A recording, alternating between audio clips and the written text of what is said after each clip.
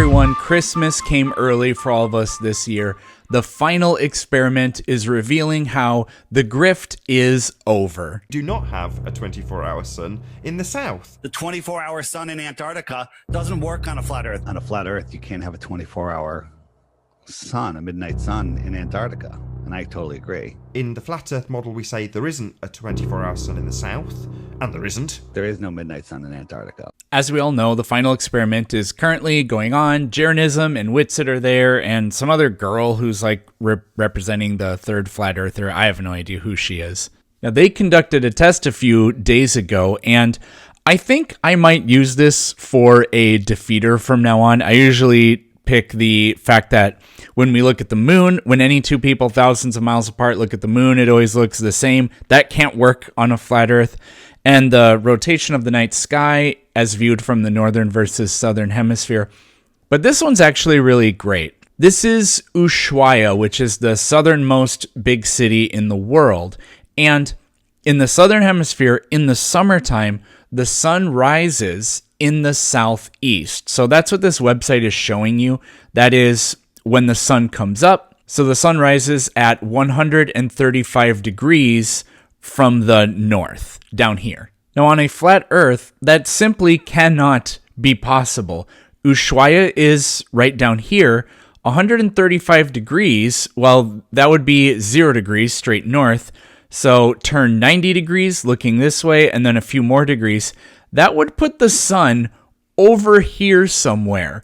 Now, that obviously impossible for the flat Earth model. With the globe, because the Earth is tilted and then the Earth turns into the sunrise like that, because that position is over here, then that looks like south. Well, it doesn't look like southeast. It literally is in the southeast as it rotates around. Whitsitt and Jeranism were tracking in real time where is the sun rising in Ushuaia, and oh no. 132? Okay, thank you. 132. 32. Let's go 132. Wait, what? No. That's 132? Or did you say 152? Sorry, somebody repeat it. Was it 152 or 132? No, I don't remember. Come on. Sunrise 132. No way. What? That can't be right. And where's 180? So that's south? There's no way. There's no way. Austin, this is where the sun's supposed to rise. Tell me if that's true. Wait, say again? This is where the sun's supposed to rise tomorrow. It's supposed to rise right there? Why? Why? Why? What? You gotta be kidding me. There's no way. Now, the grift may be over, but we will never be able to do anything about the stupid people. I brought up this sun rising at 135 degrees thing yesterday. Last night, I crashed a flat Earth panel thing on the Politics Discord server. And here's just a sneak peek of how that went. Did you guys see that the sun rose in the southeast in Ushuaia? And Whitsitt and Jeranism freaked out about it? What's Ushuaia? Yeah. Ushuaia is the southernmost city in the world, some say. Okay. Yeah. So they freaked out, and Well, it's devastating for flat Earth. it is. Can you put that into a logical syllogism? How it's devastating for a flat Earth? You can simply model the flat Earth, and you can show how in the southern hemisphere, as long as you're below the Tropic of Cancer, the sun is never in the southeast. But on a globe, that's exactly what you would expect. Okay. Is that a logical syllogism? No. You want me to get Okay, it? then Why would a you're logical wasting syllogism... See, You No, but- dipshits do this thing where you try to find something that the other person can't do, as if that proves something. They do this in a court of law. Your Honor, the defense didn't put anything into a logical syllogism, therefore throw this case out. This is the flailing you guys do in the face of overwhelming evidence. It's so funny how the grift is just over. What's the evidence of? Peterson, relax just for a second, man. Just chill. You might learn something, man. Yeah. Not from you, Chill, idiots. just No. Sure, so we could do something like if the Earth is flat, then the sun would always rise in the northeast. If you are in the southern hemisphere, then you if have you're to in prove that. Ushuaia, You have to demonstrate that premise is true. So how do you demonstrate that?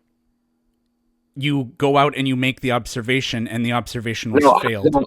How do you demonstrate that if the Earth was flat, the sun wouldn't rise in the southeast? Because if the Earth is flat, we can map, we would know where the sun is in relation to other locations. It does not go any farther south than the Tropic of Cancer. Yeah, that's a cool story, but there's no such thing as the Tropic of Cancer. I agree that What's it's your an imaginary sounds like line, you're like the fine. equator is an No. imaginary line, but That's it not what I'm talking really about. is a geographical ring around our planet. Whether you think No, it's a it's globe or really whether you not. think it's flat. Okay, so There you let go. me So ask you a no, question. this entire exchange will go up tomorrow. This guy is the most unbearable human being I've ever talked to. He is by far and away worse than any guest I've ever had. Well, he wasn't a guest, I was the guest, but you get the idea. And it's the classic deny, shift the burden of proof, try to trick the other person into figuring out something they can't articulate, and that means I win. Again, when I say the grift is over, I mean the people that have been lying about this. Like Austin, I have no doubt that Whitsitt has been lying about the shape of the Earth or his belief about the shape of the Earth for years at this point. I can believe he used to think that it was flat, but he has been caught lying and playing so many stupid tricks and saying things that even for somebody who thinks the Earth is flat are so indefensible that it's just very plain and obvious that he was never honest or has not been honest for years. Before we talk about that, we have to talk about the people who are too stupid to do anything about with regard to this. So here's this guy, Matthew. They're discussing the final experiment. Listen to his reasoning and justification for how the final experiment doesn't prove anything. Tonight, I will expose why the final experiment is fundamentally flawed, failing at every level, scientific, logical, and ethical. I will argue that it is not a true scientific experiment, that it contradicts the observable natural order, and that its entire framework serves as propaganda rather than genuine inquiry. Why the final experiment fails at every scientific, logical, and ethical level. So he pretty plainly used ChatGPT to do this because I use that program every single day. And what you're going to notice is he keeps repeating the same thing over and over again. This is what ChatGPT does. It writes headings over and over again and circles back to like a central point. It's very clear in the style. 1. Science is never final. The name, the final experiment, contradicts the core principle of science, which is continuous discovery. This is just a dumb verbatim fallacy. Science But being pedantic and being nitpicky with words is one of the only strategies these idiots have. evolves through ongoing testing, refinement, and questioning. Declaring an experiment final suggests a dogmatic conclusion, not a commitment to truth. By declaring itself final, this so-called experiment undermines the very process it claims to validate. Okay, I'm sorry, but he's reading at 5 words per minute, and I have to speed it up dramatically. We're going 1.75, which I never do. If future discoveries or perspectives are dismissed, this is no longer science. It is propaganda. 2. Why the 24-hour sun in Antarctica is impossible. Proponents. So he just said that it's impossible for there to be a 24-hour sun in Antarctica. of the globe Earth often cite the theoretical phenomenon of a 24-hour sun in Antarctica as evidence of axial tilt, but this claim collapses under scrutiny. Polaris, the North Star, remains fixed in the night sky with all the other stars rotating around it in a predictable, circular pattern. This consistent motion disproves any notion of a wobbling or tilted Earth. So he started off by trying to argue that it's impossible to see the sun for 24 hours in Antarctica, and then didn't back up that claim. So we won't watch this part, but what he's saying is the Earth is here until this is the way he does it. He uses his head as the sun. Here's the Earth tilted. My head is the sun. And then 6 months later, here's the Earth tilted at that same place. But we can still see Polaris. That's impossible. It would have to shift its perspective. It's so incredibly stupid. And what Flight the Flat Earth fails to do is, what I would do is go over what the angular resolution of Polaris would be. But he seems to think, I think what Matthew thinks is that if we're going around the sun like this, then when I'm over here, yeah, I'm looking at Polaris. But when I'm over here, I have to look at the sun, toward the sun, to see Polaris.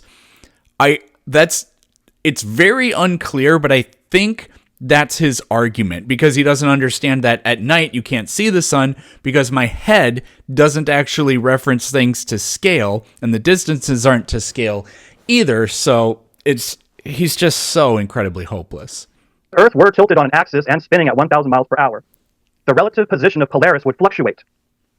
But it does not. No axial tilt means no 24-hour sun. The claim of axial tilt is foundational to the explanation of theoretical phenomena. I'm going to interrupt here just for a second. So, speaking about the angular resolution, this is actually what I covered in that video I uploaded recently, The New Dumbest Guest of All Time. I did the numbers.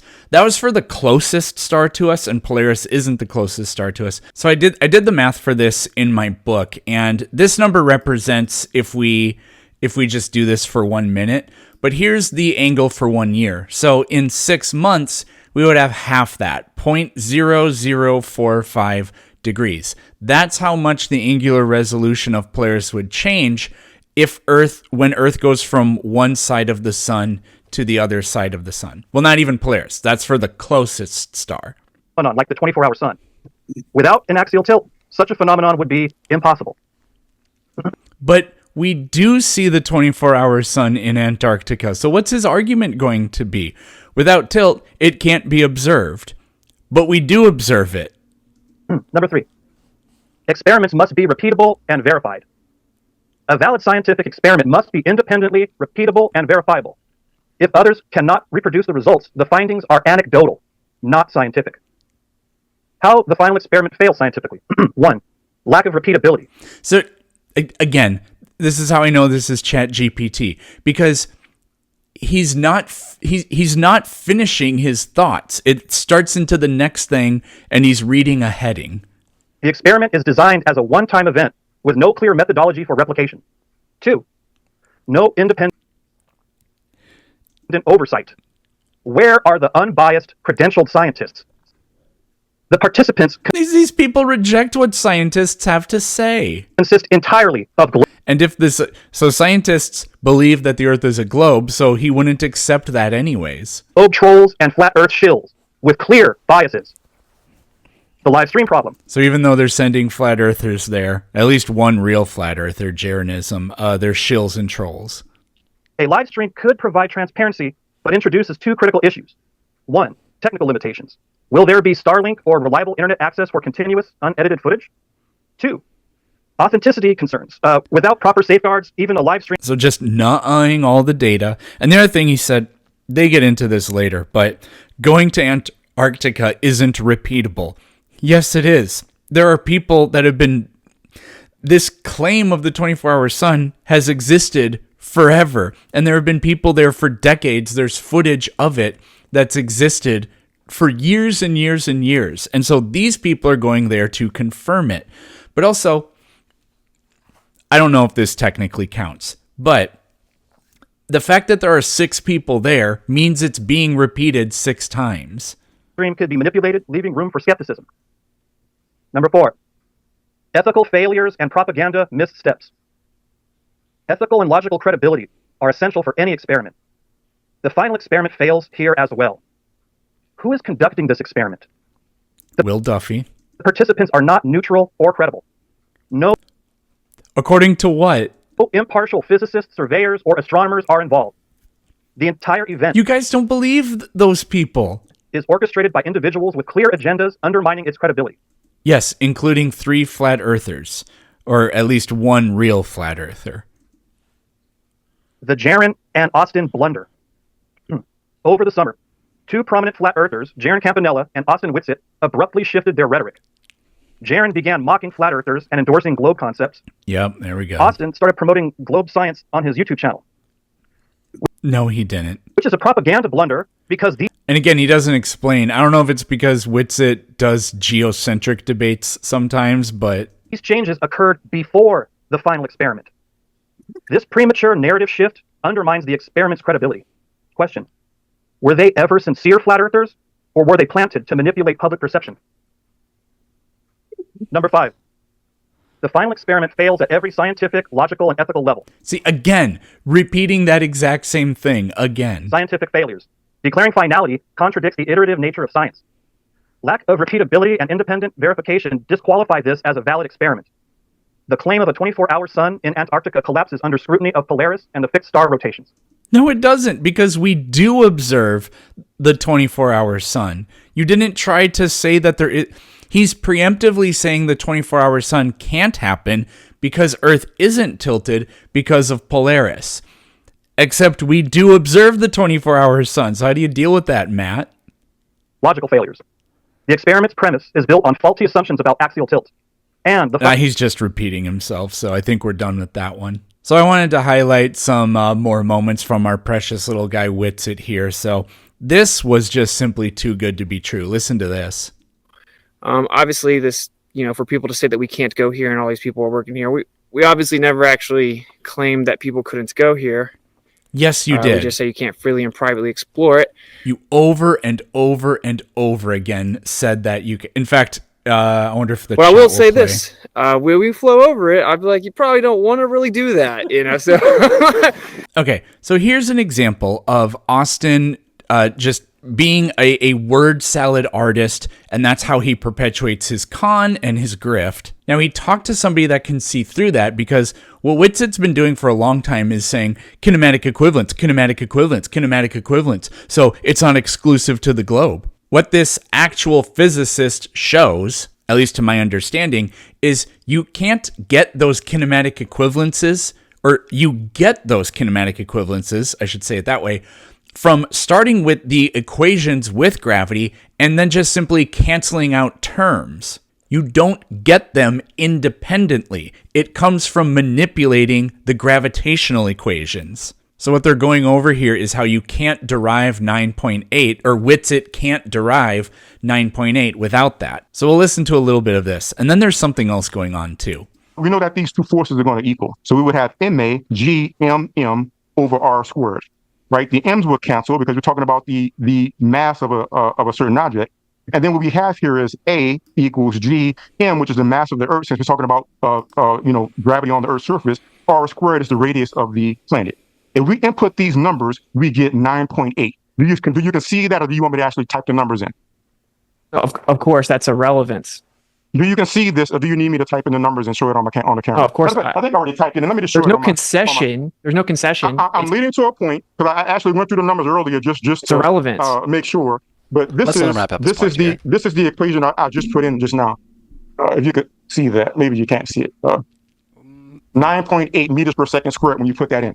Now, and that's going to be G. Now, you said you were a math whiz, and in school you did math, and you could pass the test and not have to write the answers down. So This is true. I don't remember when he does it, but he plays a soundbite of Austin saying like, "Oh, I'm smarter than Einstein" and shit like that. If you tell me, how would you integrate this? What would be the proper way to integrate this? No, dude, Ryan, why are you not moderate? Do you see that all the guy is doing is... Yep. Okay. So Nathan Thompson and Whitsitt do this. When they get exposed, they cry like little bitches to the moderator. And for some reason, I don't know why Ryan is so bad at this, but he placates to them. I don't remember if it was this one or the Nathan Thompson one recently, but Ryan, he gave like a 2-minute speech about how, well, we're going to let them say whatever they need to say, and we're not going to be disrespectful, and we're not going to do all this bullshit. He's a god-awful moderator. The moderator should not step in unless both parties are talking over each other and you can't hear anything, or if somebody's being just overtly abusive. Is intentionally avoiding every single aspect of the actual debate and the subject, every point that I've made. He came here in complete bad faith, has played clips of me out of context, has tried to do anything but actually have a debate, and now he's like, hey, can you tell me how to do a math equation? Do you not see how this is? You can just say, you know why I said that? to be fair, you can just say no, get a gotcha on me because he couldn't even get close to discussing this conversation. I'm getting to a point, but since you said that, No, you're not. No, you're not. Okay. No, you're not. All right, I'll give you And 15 I seconds literally to try to. used to get accused of cheating Oh, no. in my algebra Look honors what he's class, doing. right? Because I wouldn't show my That's work why I said ethic. that. You said you used to pass all the tests, but we showed you can't do I used to get accused of cheating because I could do all the math without writing down the What words. does that have to do with the debate, Let me keep Daryl? going. You can't do it. Exactly. He can't derive the equations. He doesn't know what he's talking about. What does that have to do You with the said debate, you were in Daryl? school and you were Matt Wiz and you can do it, but I showed you So- can't. No, I'm going to show people how to do the integral, and I'm going to show you where kinematic equations come Dude, from. I'm How about wrong to you leave, are. Ryan. I'm just going to Let's- let you You know. can't do All it. right, Yeah. So then he does. I've seen T Jump do this before too, and this is just unbelievably pathetic. I'm about to leave. He should. If I were that guy, I would have kept going until he did leave. That would have been the only thing to do. Okay, you know what? What I was talking about earlier, that was this debate. We're at 1 hour, 4 minutes, and 5 seconds.